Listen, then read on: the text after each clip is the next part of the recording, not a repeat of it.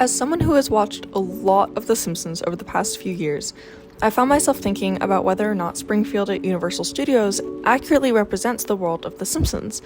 Sure, it has many of the icons of the show that fans or even casual watchers of the show would recognize, but I still feel like it lacks in many of the core thematic elements that make The Simpsons show as loved as it has been for so many generations. Now, my opinions in this video will only be regarding the Universal Studios Hollywood version, as I have almost no recollection of the Universal Studios Orlando version from one trip I took there in 2019. Additionally, I first went to Universal Studios Hollywood around 2009, and so I've only ever known the park to have Springfield and Krusty Land. Because of this, my opinions are very skewed based on what I have experienced myself. For history, the ride and land opened on May 19th, 2008 in Universal Studios Hollywood, and exactly 4 days earlier in its counterpart in Orlando.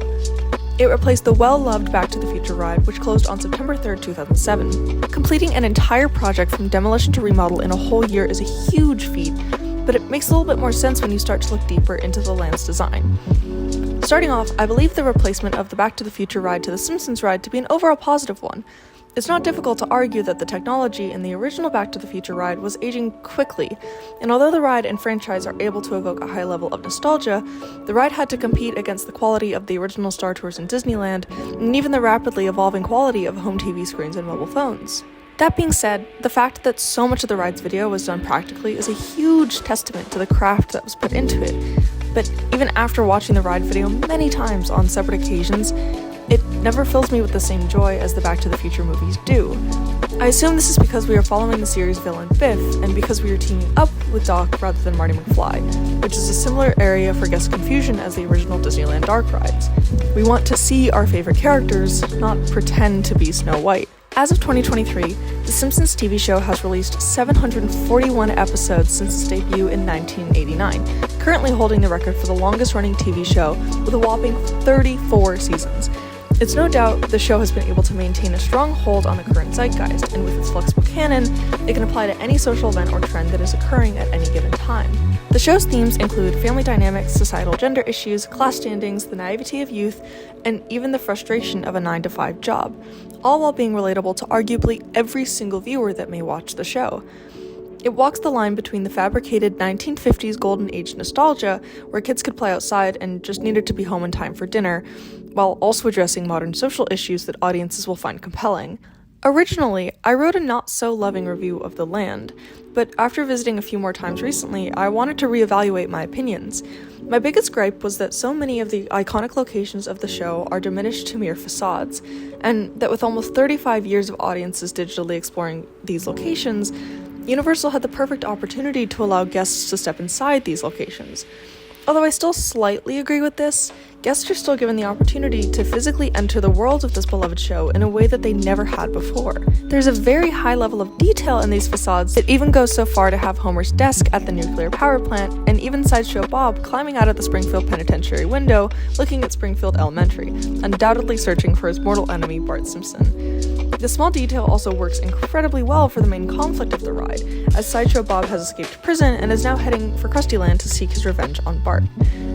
Now, I do agree with my past self that it's a little sad that we don't get to walk through as much of Springfield as we could, but we still get the opportunity to visit Krusty Burger and Moe's Tavern, which are both frequented by characters in the show.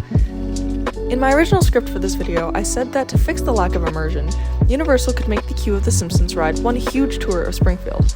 Ignoring the overall geography of the town, we could start in the school with Bart writing on the chalkboard, go through Springfield Penitentiary, the tire fire yard, the DMV where Patty and Selma work, Quickie Mart, Ned's front yard, and then right before the ride begins, end up in the Simpsons living room as every episode begins as well. However, the lack of theming in Krusty Land actually works really well for the character of Krusty, and most likely is a realistic version of a theme park he would actually put together.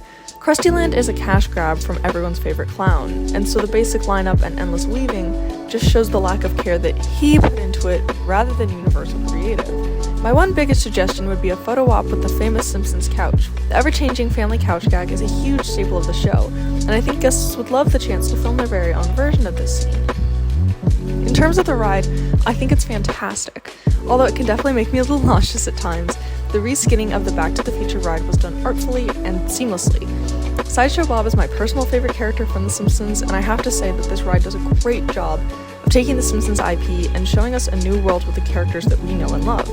It's such a fascinating ride system, and I'd love to do a video at some point to cover rides with my favorite ride systems, so stay tuned for that. The Krusty Face and Krusty Land logo is a great weenie for the park.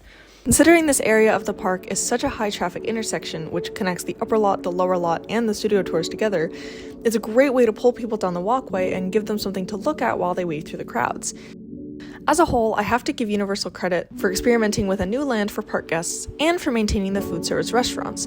There are so many food and drink options in Springfield that can really satisfy any diet. There's Bumblebee Man's Taco Truck, Cletus's Chicken Shack, Duff Brewery Beer Gardens, Krusty Burger, Lard Lad Donuts, Luigi's Pizza, Moe's Tavern, Phineas Q Butterfat's Ice Cream, and Suds McDuff's Hot Dogs.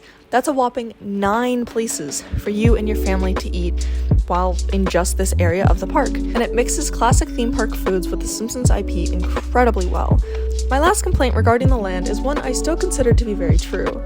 The use of Carnival Games in order to create experiential entertainment for guests has always felt incredibly tacky to me. For Universal Studios and Disneyland to rely on these same types of Carnival Games has always felt like an obvious cash grab, and I'm still surprised to see them operational today. Especially when the games are $18 a piece, this cash grab is very clear. If the games were $5 to $7 a piece, I would definitely play them, but no matter how big of a Simpsons fan I may be, there is no prize big enough for me to pay that price. Even during the summer, where I've been going almost once a week, these Carnival Games are only semi-popular. Instead of these Carnival Games, we could have more photo ops, walk through attractions, or even make a more shaded spot for the Simpsons family meet and greet, rather than placing them in the hot sun right outside of Quickie Mart.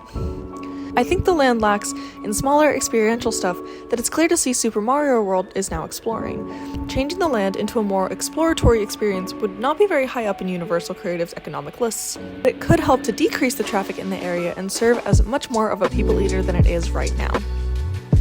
Thank you for watching my very first video on my channel. If you liked what you saw, go ahead and subscribe so you can follow all of my upcoming videos. And I'm so excited to see where this channel may take me and to finally have an outlet to talk about something that I am truly so passionate about.